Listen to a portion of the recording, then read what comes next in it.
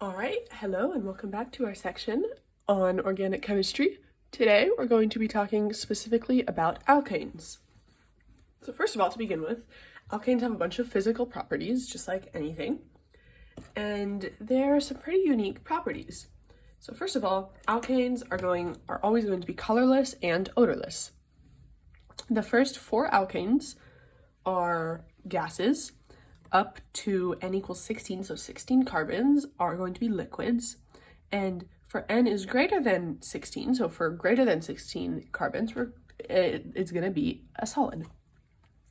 The melting and boiling points of alkanes are going to increase with the number of the molar mass.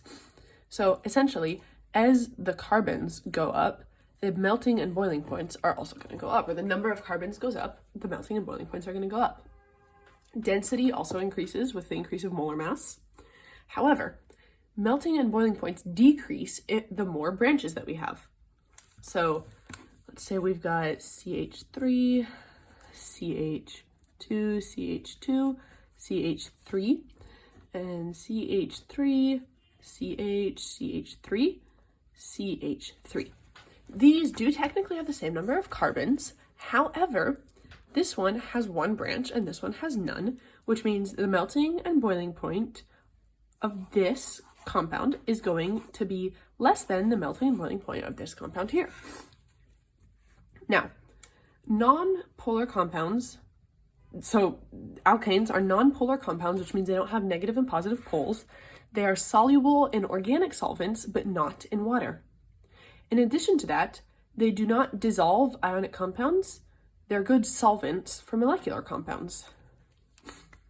We are going to take, two different kinds of of reactions specific to alkanes. First of which being combustion reaction, which, as we all know, is when you add oxygen to something and it forms carbon dioxide and hydrogen. So the important thing about this is this formula, which is CnH2n, which is the formula of alkanes, plus 3n plus 1 over 2, O2, gives NCO2 n plus 1 H2O. So that is the combustion reaction of alkanes. Here you can see I've written some examples. It's pretty easy, you just need to memorize the formulas. Next, we have what's called the substitution reaction, or halogenation.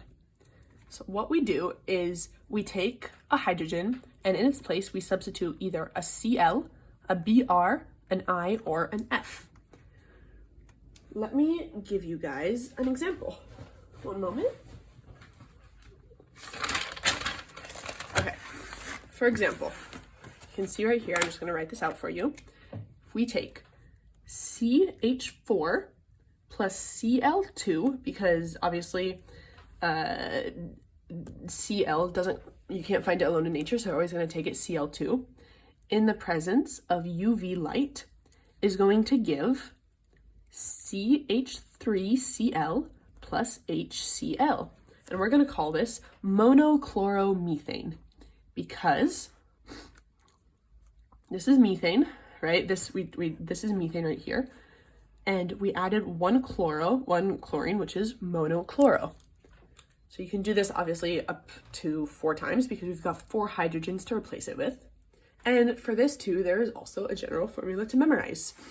And this formula, so first of all, let's take that X is either Br, Cl, I, or F, which is bromine, chlorine, iodine, and fluorine.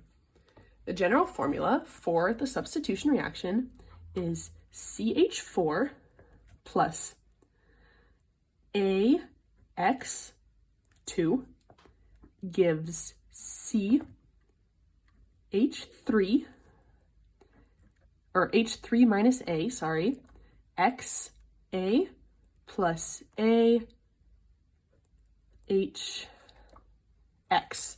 So essentially what you're doing is you've got, let's see, I'm gonna draw this out for you, is this plus, let's take it chlorine for now, okay, Cl, and you're essentially taking this and switching them. So what you get is carbon, hydrogen, hydrogen, hydrogen, chlorine plus HCl. Now you can do this obviously if you were to have, let's say, 2 Cls, right? You could then replace another hydrogen, right? Which would then get you, let's turn this into a Cl, and then this 2HCl. The key to this is essentially subtraction. You take, let me pick another color. A is going to be the same. So let's pretend this is chlorine, okay? You're going to have a number of chlorine, which is how many of chlorine, like chlorine 2, which is how many chlorines you're going to have, and how many HCl's you're going to have. How many hydrogens are you going to have? You're going to have this number minus this number.